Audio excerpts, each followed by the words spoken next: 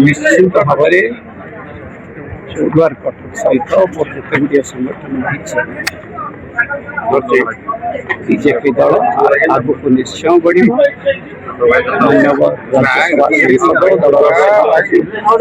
सम्मानित मनमोहन सामल नेतृत्व और मान्यवर मुख्यमंत्री मोर बंधु मोहन चरण माझी नेतृत्व एवं अन्य राज्य कर्मकर्ता जिलार समस्त कर्मकर्ता सहित चौदार कटक 10,000 ऊर्ध्व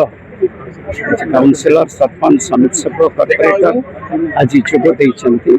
निजे आज बहुत आनंदित विशेषकर समस्त धन्यवाद जनाई मान्यवर प्रधानमंत्री महोदय अशेष अशेष कृतज्ञता जनाऊँगी चिंताधारा सारा भारत वर्ष बीजेपी आगे चली समस्त आहरी सामिल कटक 14 आगामी दिन में कौन लक्ष्य रही कटक डेवलपमेंट को नहीं कौन कहे।